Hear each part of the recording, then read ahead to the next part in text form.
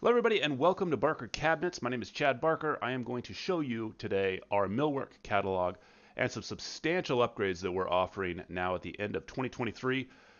So for our 2024 season, we have some brand new crown packages that we can offer. Getting started here, we're going to start on the kitchen. We're going to go to millwork. We're going to go to crown molding, and then we're going to go to crown. Let's just go to crown molding for now. That's what this page is. And you're going to see we have two different categories, subcategories here. We have crown packages and we have advanced crown. We're going to stay away from the advanced crown because that's just where you can order each one of these pieces that would come in the package by themselves. We're going to keep it simple by keeping the crown packages because there's two different ways of ordering crown molding that will determine the height of the package you want to put on top of your cabinet. So let's take a look at those two different options. Number one is a crown with an air soffit. A lot of people will order this because it's a lot easier to install. You don't have to take the crown molding up to the bottom side of the ceiling. You can just leave what we call an air soffit. So imagine a built-in soffit. It's made with drywall and whatnot, but here in this case it would just be air, obviously. So just a void above it. Or you could take your crown molding up to the ceiling. Now, most of the time when you want to go up to the ceiling, it depends on the ceiling height. Let's take a look at our crown packages and we can determine what size crown package should be used for each ceiling height. And that's why we have this handy little graphic right here. Notice we have a 120-inch ceiling we recommend. This is just a recommendation, by the way. You can use a smaller or a larger crown wherever you want. It's up to you. But these are just something that we've done and we've scaled up throughout the years.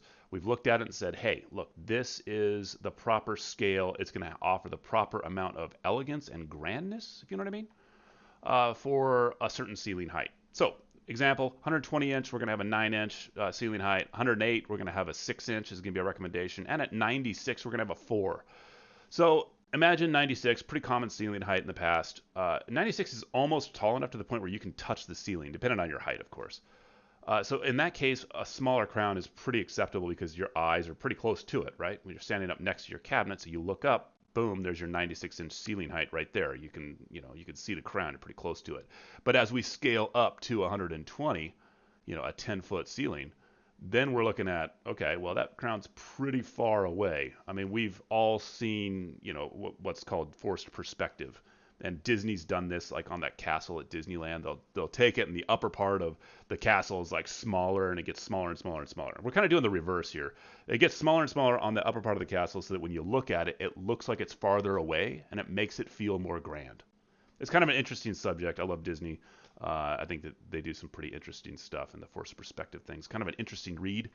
But for our case, we're going to kind of do it the opposite way. So as we scale up, we're going to make the crown moldings larger. So notice that we have here on the 120, so the big guy right here. Let me pull that one up and get a little bit deeper. We have a 5-inch tall crown. Okay, we go down to the 108, and then we have a 4-inch tall crown. That's the distance from here to here. We don't look at it from this point to here, perpendicular. I'm not going to put the Pythagorean theorem together and figure out how wide that thing is. I always look at it from, face on. I'm looking at it this way, so we're going to look at it from here. So it's a 4-inch tall crown molding on our 108 ceiling height. And then we have a slightly smaller crown on the 96, which is going to be a 3-inch tall crown molding. Now, originally, this is the only crown we had on offer. We now have this guy, and we have this guy, and then we added this build-up piece along with a shaker version of the 5 and then another shaker version of the 4. And the build-up piece is going to be the same between these two versions. Again, aesthetically looking at it, it just depends on what you want. You can mix shaker with the Portland. I've seen people do it, and it looks really nice. So, go from there. But this is not a design tutorial. This is about how to order. Okay, so looking back at the website, we have flat crown again. That's going to be for some very contemporary applications. I'm not going to get into it too much, only because it's pretty self-explanatory. We have Portland and shaker. Essentially the same tutorial for both of these. Again, if you need to know about the ceiling height you're going to do, for today's aspect, I'm going to look at 120-inch ceiling height because you're seeing more and more of that on new builds. So we're going to use the 9-inch. So we need a 9-inch tall crown package. And our cabinet's essentially going to be right there, just so you guys know. The top of our cabinet is right here. And the bottom of the ceiling is right there.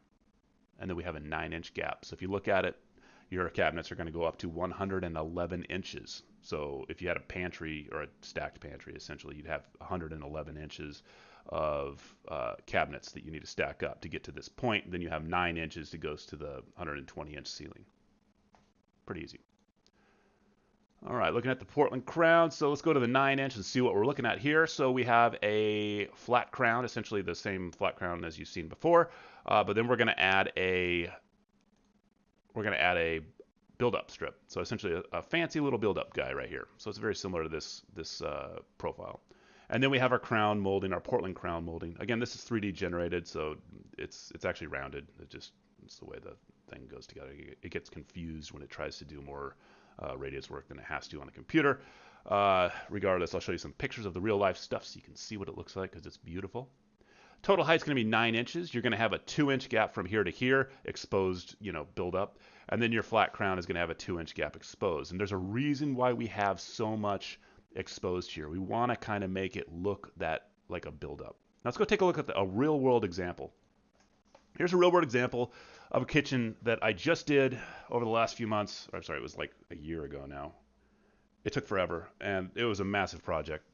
But this is where we developed these crown packages for when we had to take the cabinets, from touching the ceiling. We had to bring them down in some certain applications, and I'll get to that. And then we had another part where we had to bring them, all the way up. And we just tried to keep the cabinets touching the ceiling whenever possible. And you might be thinking to yourself, oh, it's a 10-foot tall, ceiling height in my kitchen. Do I want to take them up to the ceiling? I would highly recommend it. I did on my project. And the reason I did that is because having them go up to the ceiling has that grandeur, has that aesthetic appeal to it. And it's amazing. I'd highly recommend doing it. So here's the same kitchen in the same area. Here's another one. I had to make a really weird transition, but you can see just the detail there. So I used the Portland door style, so it had the applied molding on the front of it. And that Portland goes with the Portland crown molding pretty well. And it just came out absolutely gorgeous. So let's take a look over here.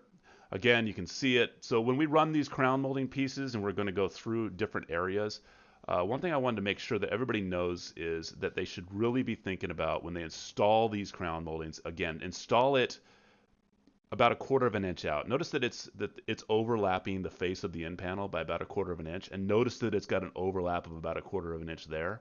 So really on the face of your doors, it's like 3/8 of an inch overlap.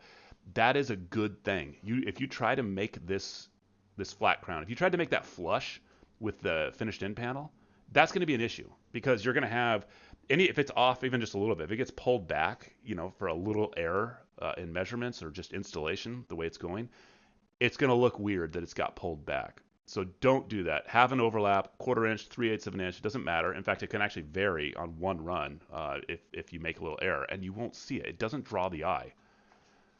Also, there's another way to look at it. Let's take a look at, I wanted to make sure, where is it?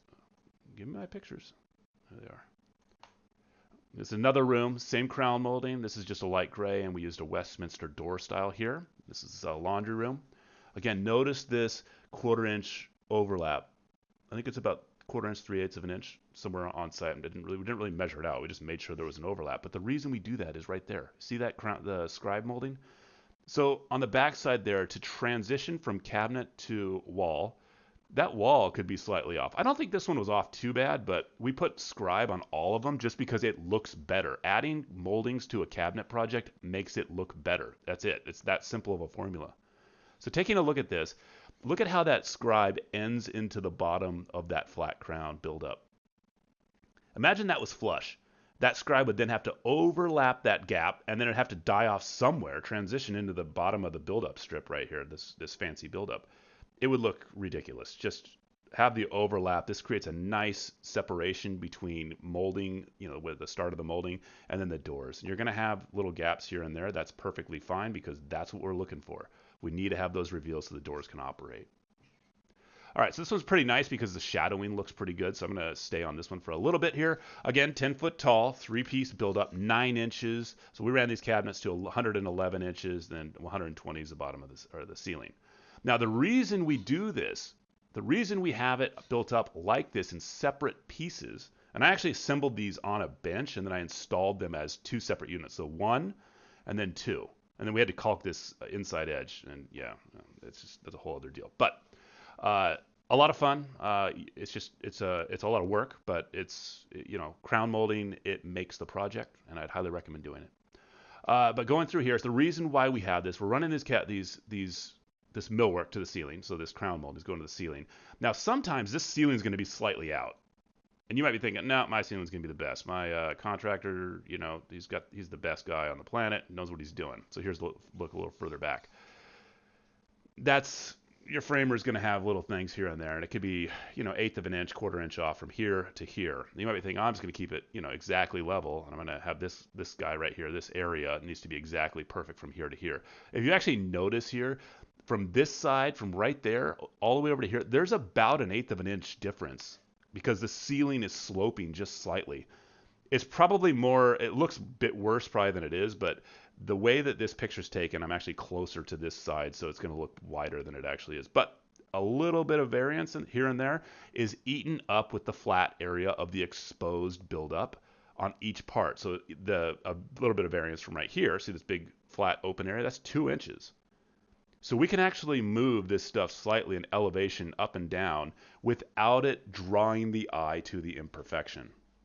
And having all this other detail, look at all this wavy stuff going on, all the little the details in the crown molding and stuff. That really breaks it up, and it really makes it look really, really, really nice. I mean, it's got that elegant appeal, and that's the reason why we do 3-piece crown build-ups, especially at this. It's 9 inches total, and you really don't want to have. You might be thinking to yourself, hey, that's fine. I'm going to do the build-up, and then I'm going to put like a 12-inch tall piece of crown molding. Like this is a 5-inch, but let's say you go up to like 12 inches. Have you ever tried to cut a 12-inch crown molding on a compound miter saw? It's hard to cut the 5. I'll just tell you that much. But hey, go for it. I mean, it's your fingers you're dealing with. But hey, whatever. 5 inches with a 12-inch diameter blade. I mean, you could probably go bigger, but it's 5 inches is tough. So I would highly recommend. I believe my blade was 12 inches. It's one of the biggest that you can get on a Bosch miter saw. So anyway, I'd highly recommend if you're going to do that and you have somebody make up a custom piece of crown molding. I've seen professionals struggle with it, and they end up throwing the thing in the garbage, and then everybody goes back to the multi-piece build-up because it looks better. It just has a more tall appearance.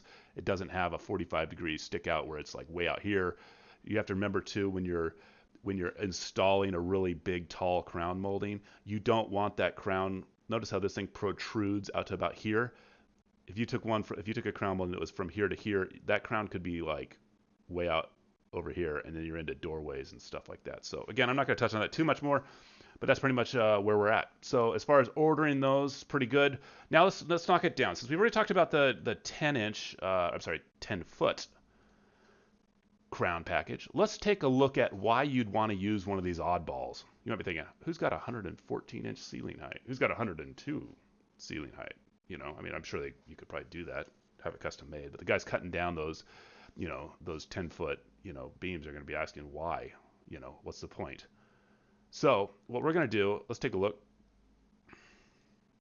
Again, 114. Why would you use 114? Well, I got a reason for you right here. Just need to switch over.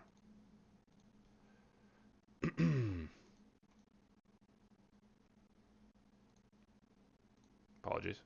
Should have been more organized. Okay, so this is that same run. We're looking at that side, but let's switch over to the other side of the room. And that's right here. So you can see the top of the crown molding over to the top of the ceiling. I think I left a good amount. Let's just say I think it was like 6 to 8 inches or something like that. It could be more. I can't remember exactly. But the reason I had to drop this side down, so this is actually on, if we're looking at this cabinet run is over here somewhere. And the reason I had to drop it down, there was a ceiling fan. So they essentially put a fan above the laundry unit, and I couldn't take the cabinets to the ceiling. So you had some options to make. You had to make a sacrifice somewhere. And in this case, I just decided to drop the cabinets by about 6 to 9 inches. And by doing that, I could switch the crown molding and test the scalability to make sure that it looks correct. So essentially I have an air gap up here, and that allows that fan to operate properly without me having to move the fan. I mean, that was the contractor looking at, oh, I'll just move the fan. I'm like, no, don't worry about it. I want to test this. I want to show how it looks. And this came out really nice. So essentially here we have the 2-piece crown. So let's take a look. What are we looking at? The two-piece crown, that's going to be the 114. So we have a 5-inch tall crown from bottom of the crown to the top of the crown. And then we have a 4-inch tall flat crown backer.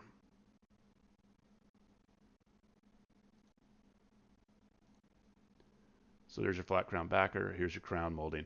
And then what we did here, by adding that in and by having that, now we have it scaled properly. If I was to use the 3-piece crown like we saw like in the kitchen over here on a dropped down piece like here, it's just going to be too much, too low. It's going to be top heavy in my opinion. So for example, I did that. So this one's over here. It's like it's down here.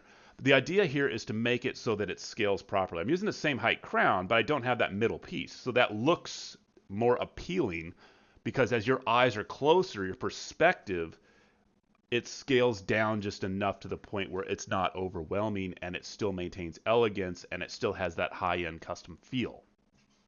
You can kind of see that. You can see the fan right there. I should have gotten a better picture for you. I apologize for that. So that's pretty much what we're doing there. So you also, as we keep going down as far as our ceiling heights are concerned, 108-inch ceiling height, we're going to go to a 4-inch, so slightly smaller because it's getting closer to eye level. 102 again would be for something that, hey, look, I need to drop it down because I got I need a 6-inch gap above my crown molding for that ceiling fan or a light. Sometimes they put the lights in there and you're remodeling and you're like, I don't want to get up there and move that can light. I just need let's just drop it down a little bit and we'll use this one for that application. Same thing here, ceiling height of 4 inches. If you go underneath 96 for your 8-foot ceiling, let's say you're not going to have 7 or 6-foot ceilings. I've never seen that, but you might, for example, you might say, hey, I want to drop my cabinets down because I got, again, a light fixture or a ceiling fan that I'm trying to miss, and then you just drop it down by 6 inches to 90 inches. Use the 4-inch. You don't need to go smaller than 4. You really don't. I mean, it's 4 is about as small as you want to go.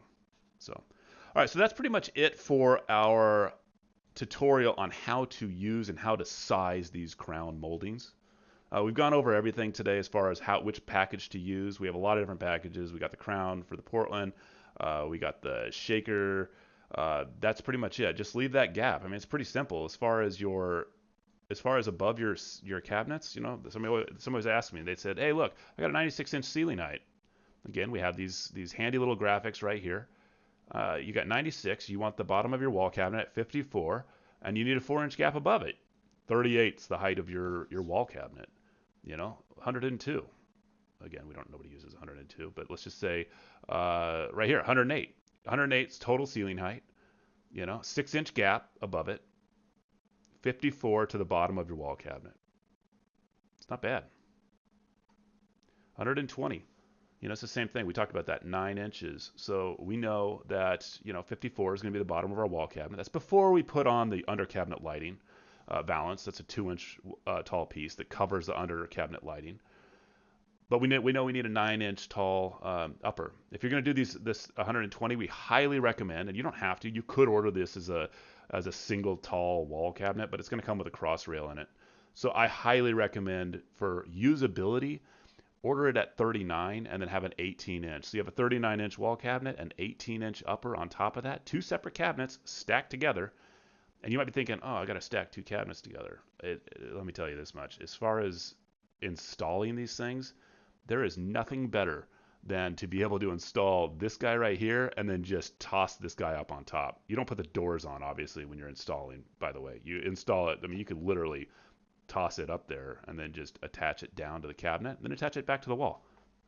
By that time, you're at about 111, so you have your 9-inch space up here. You come back later and install your millwork. And then have your painter come through and paint it, or you could install it pre-finished. I'd highly recommend for most people if they've asked, they say, hey, do I install the millwork pre-finished or not? And you can do it either way. I've seen people do it both ways. If you're doing stain grade, you're really going to be better off installing it pre-finished. If you're doing it with like a painted product, a lot of the times having a painter come out and spraying it on site is going to eliminate a lot of your pinholes. You're going to have touch up no matter what. Millwork is just that. It's a different animal because you have so much stuff going into it. You have a lot of pin nails, in the face. You're going to need to cover. So in those cases, it might be better to, there's an option is you could order all of your cabinets, order them pre-finished. That way you can get the PVC, color match PVC edge banding. It's a lot more durable than a real wood edge banding that's sprayed on site. But order your cabinets and everything pre-finished because they can tape it off, and then install your millwork primed, and then have your painter come out and color match it. It's the stuff's pretty easy to match too. Or install it pre-finished and have them touch it up. I mean, it's the same idea. I think it comes out better, honestly, if you install it primed, because then you can come back through. You can sand everything up, and then you're just you're good to go. But again, it's just going to be a little bit more on-site work, and it just depends on what type of level or caliber of product you're looking to do. So yeah, so that's pretty much it. So I hope you guys enjoyed the tutorial today. If you have any questions, feel free to give us a call or an email. Email is info@barkercabinets.com, or you can send me a direct email. I'm always available.